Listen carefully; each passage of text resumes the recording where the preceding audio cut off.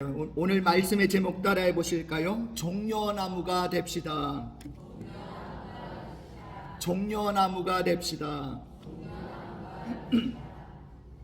교회력에 따르면 오늘은 종려주일이죠.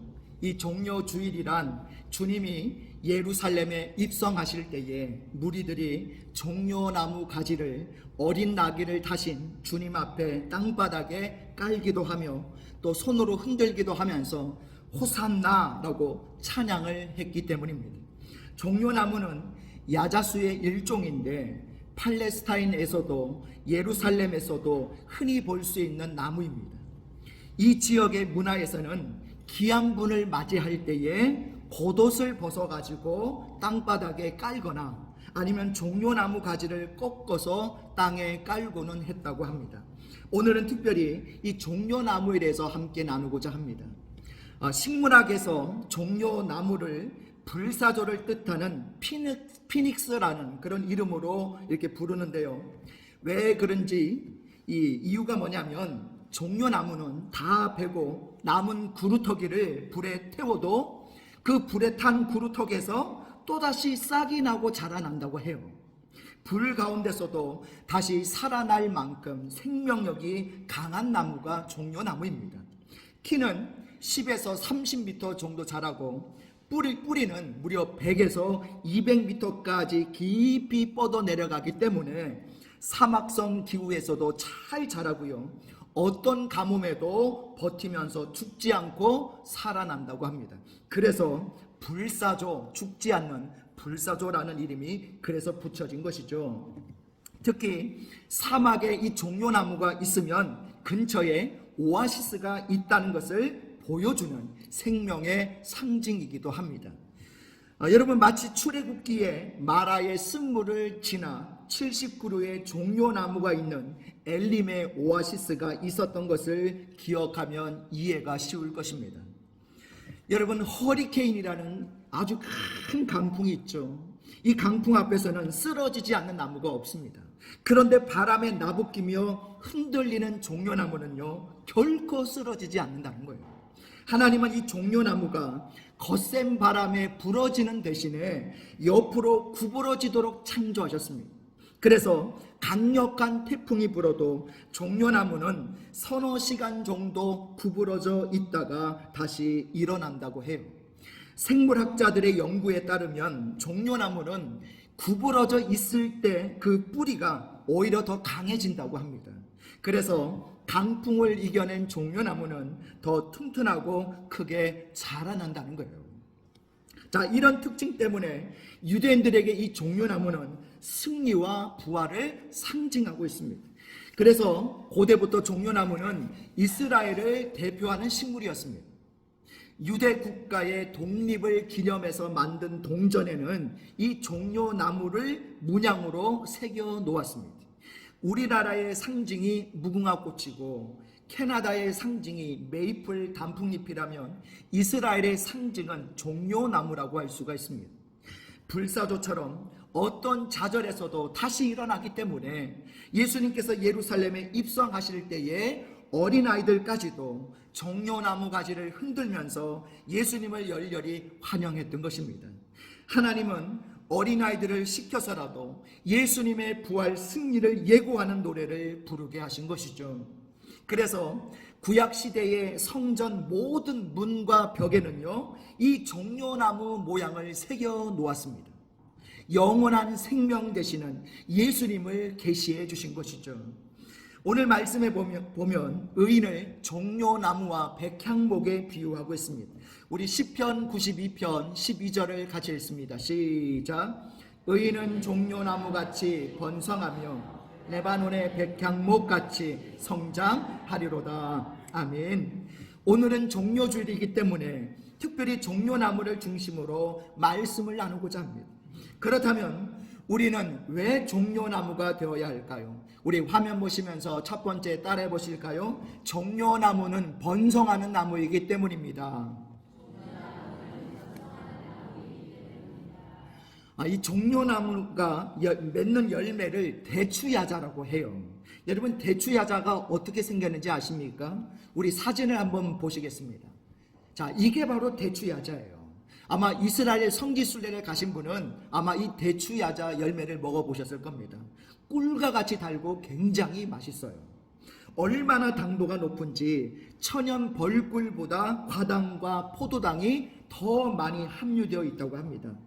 이 대추야자가 아주 몸에 좋은데요, 혈압 및 심신을 안정시키고 피로 회복에 도움을 주고요, 혈액순환도 개선을 시키고 두뇌 활력에 보충을 해주고 비타민과 무기질에 좋은 영향력을 주고 시력 개선 및 눈 피로를 회복시켜주고 성인병 예방에도 도움을 준다고 합니다. 자, 성경에서는 이스라엘 땅을 무엇과 무엇이 흐르는 땅이라고 말씀해요? 젖과 꿀이 흐르는 땅이라고 말씀하시죠. 젖은 양들의 젖을 뜻하는 것이고요, 꿀은요 바로 대추야자 꿀을 말씀하고 있는 거예요. 구약 성경에서 말하는 대부분의 꿀은 대추야자 꿀을 말할 때가 많습니다. 이스라엘 땅은 이처럼 양들과 종려나무로 축복받은 땅이에요. 종려나무는 하늘을 향해 직선으로 쭉 뻗으면서 자라는데 그 줄기는 속이 비어있지 않고 꽉 차 있다고 합니다. 그만큼 충분한 영양분을 보유하고 있다는 거예요. 자, 그래서 이 종려나무는요 대추야자를 주렁주렁 맺습니다. 우리 사진을 한번 보실까요? 예. 자, 여러분, 이게 대추야자를 지금 주렁주렁 맺고 있는 종려나무입니다. 자, 또 한 장의 사진 하나 더 보여주세요. 예, 보십시오. 대추야자를 얼마나 많이 맺고 있는지 주렁주렁 매달려 있죠. 이렇게 사진으로 보시듯 얼마나 많이 맺는지 가지가 찢어질 만큼 늘어지게 맺는다고 해요. 이것은 유대인들에게 있어서 다산을 상징한다고 합니다. 우리나라에도 결혼하고 패백을 드릴 때 자녀를 많이 낳으라는 뜻으로 신부에게 무엇을 던져주죠? 그렇죠, 대추를 던져주고 있죠. 서로 우리나라랑 풍습이 비슷합니다.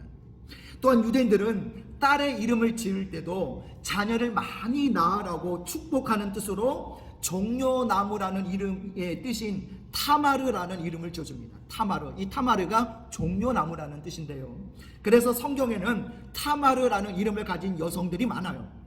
타마르라는 이름이 있었나? 여러분, 우리가 잘 아는 이름이 있죠. 다말. 여러분, 다말이라는 여인의 이름이 많이 나오죠. 이 다말이 바로 타마르예요. 자, 이처럼 종려나무는 풍성한 축복을 상징하고 있다는 거예요. 오늘 본문 말씀 시편 92편 12절에서 14절까지 말씀, 우리 세 절 말씀을 같이 읽어보겠습니다. 시작. 의인은 종려나무같이 번성하며 레바논의 백향목같이 성장하리로다. 이는 여호와의 집에 심겼으며 우리 하나님의 뜰 안에서 번성하리로다. 그는 늙어도 여전히 결실하며 진액이 풍족하고 빛이 청청하니. 아멘. 오늘 본문 말씀의 중심 단어를 꼽으라면 뭐가 될 수 있을까요? 바로 번성이라는 단어입니다. 12절에 의인은 종려나무같이 번성하고, 13절에서는 하나님의 뜰 안에서 번성하고, 14절에서는 늙어도 여전히 열매를 맺고 진액이 넘치고 항상 푸르를 것이다 라고 말씀하고 있습니다. 그렇다면 12절에 나오는 의인이란 누구를 말하는 것일까요? 여러분, 따라해 보실까요? 믿음으로 사는 사람. 바로 믿음으로 사는 사람을 말하는 거예요. 믿음으로 사는 사람은 종려나무와 같이 번성의 축복이 임하게 될 줄 믿습니다. 종려나무가 풍성한 하나님의 축복을 상징하듯 믿음으로 사는 사람은 종려나무와 같은 사람인 거예요.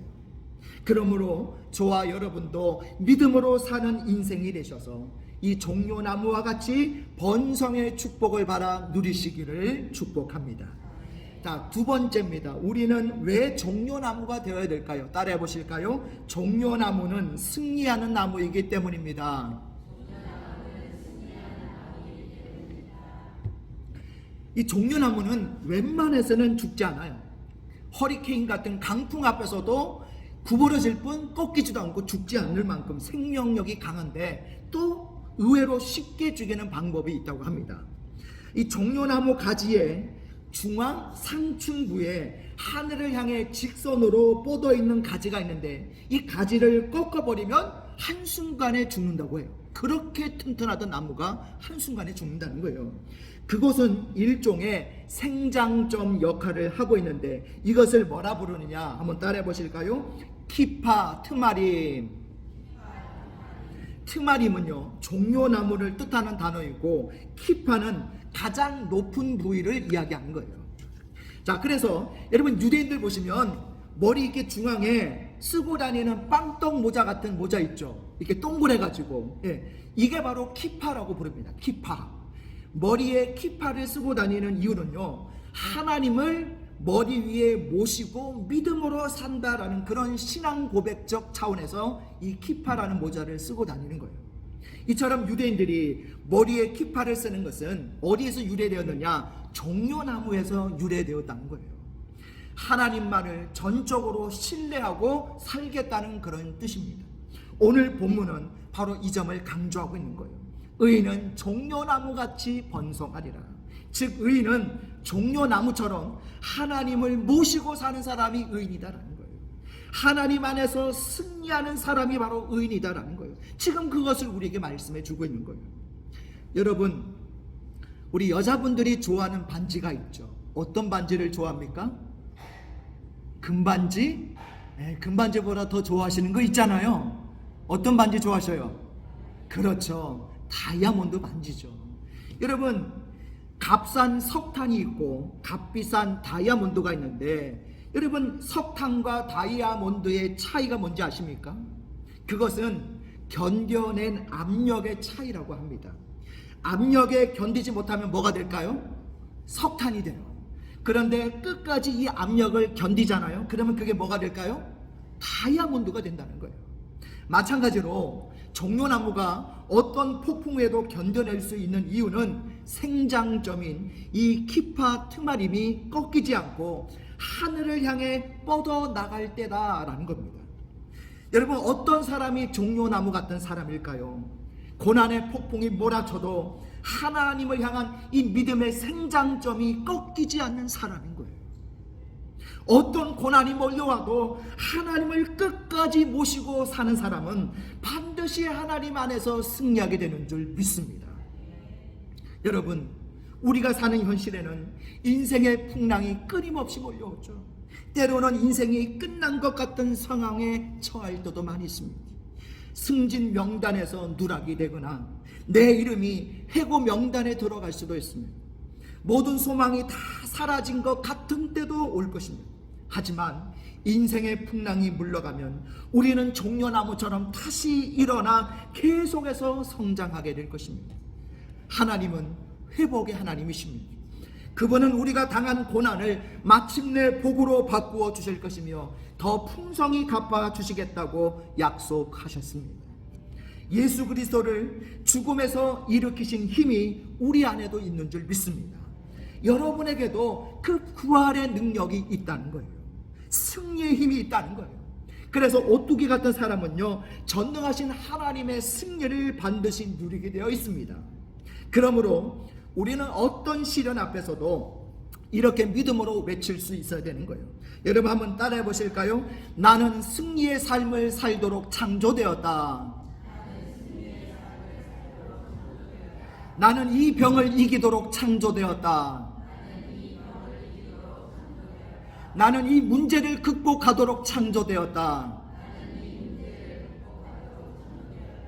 여러분, 우리가 왜 이렇게 선언할 수 있을까요? 우리는 하나님의 자녀이기 때문입니다. 우리 안에는 영적 회복의 피가 흐르고 있어요. 부활의 능력이 넘치고 있습니다. 그러므로 지금의 실패는요, 더 큰 성장과 승리를 위한 일시적 고통에 불과하다는 거예요.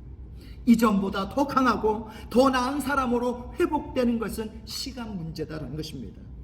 우리 잠언 24장 16절을 같이 읽겠습니다. 시작. 대저 의인은 7번 넘어질지라도 다시 일어나려니와 악인은 재앙으로 말미암아 엎드러지느니라. 아멘. 의인은 7번 넘어질지라도 다시 일어난 것입니다. 여러분은 종려나무와 같습니다. 어떤 세찬 바람이 여러분을 구부러지게 하고 있습니까? 상관없어요. 절대 부러지지 않을 것입니다. 그 어떤 풍랑도 여러분을 꺾을 수 없습니다. 풍랑은 오히려 여러분을 강하게 단련시킬 것이고 더 크게 자라도록 해줄 것입니다. 우리 안에 회복력이 있기 때문이에요. 우리는 비바람에 부러져 버리는 떡갈나무가 아니에요. 뿌리채 뽑히는 전나무도 아닙니다. 우리는 종려나무예요. 잠시 구부러져도 결국 전보다 더 강해져서 일어나게 될 것입니다. 우리에게는 부활의 능력이 작용하고 있습니다. 우리가 믿음으로 사는 만큼 불사조 종려나무가 되는 거죠. 여러분, 사도 바울은 선교하다가 로마 감옥에 갇혔습니다. 어둡고 캄캄한 지하 감옥이었죠. 모든 꿈이 다 끝나는 것만 같았습니다. 그런데 그의 가슴 속에는 승리의 피가 흐르고 있었습니다. 예수님께서 불어 넣어주신 부활의 능력이 작용하고 있었던 거죠. 그래서 빌립보서 1장 6절에서 이렇게 선언하고 있습니다. 너희 안에서 착한 일을 시작하신 이가 그리스도 예수의 날까지 이루실 줄 확신하노라. 유진 피터슨 목사님은 이 구절을 이렇게 해석해요. 하나님이 화려한 결말을 이루어 주실 것이다. 그렇습니다. 하나님의 마무리는 상상을 초월한 작품으로 완성될 것입니다. 하나님은 마무리하지 않으실 일은 애초부터 버리지도 않으십니다. 여러분에게 꿈을 주신 하나님은 반드시 최상의 작품으로 이루어 주십니다. 이 예수님의 부활이 주는 메시지 중 하나는 하나님은 시작하신 일을 반드시 마무리하신다는 거예요. 혹시 우리가 고난의 금요일을 사는 심정이라고 해도 여러분 낙심하지 마십시오. 부활의 주일이, 승리의 부활 주일이 오고 있습니다. 인생은 고난의 금요일로 끝나지 않아요. 고난의 터널, 침묵의 터널을 지나 부활의 새 아침을 분명히 맞이하게 될 것입니다. 오늘 우리는 순환의 금요일 인생이 아니라 부활의 주일 아침 인생을 살 수가 있다는 거예요. 우리는 불사조라고 불리는 종려나무처럼 잠시 옆으로 구부러졌다가 다시 일어나는 승리자로 살 수 있다는 거예요. 우리에게는 예수님께서 새 생명으로 주신 부활의 능력이 있기 때문입니다. 오늘 시편 92편의 주제가 안식일의 찬송시라는 표제가 붙어 있습니다. 현대적으로 말하면 부활의 노래라는 뜻이에요. 그러므로 실패와 상실은 우리 인생의 일부분일 뿐 결코 끝이 아닙니다. 예수님은 죽으셨다가 무덤에 묻혔다가 다시 살아나신 줄 믿습니다. 이것이 종려나무가 우리에게 주시는 메시지예요. 여러분은 바로 그러한 불사조 종려나무이십니다. 여러분에게도 종려나무 되시는 예수님의 부활 능력이 임하게 될 줄 믿습니다. 여러분도 종려나무처럼 번성하게 될 것이고 반드시 승리하게 될 줄 믿습니다. 오늘 이런 복이 저와 여러분에게 임하시기를 주님의 이름으로 축복합니다.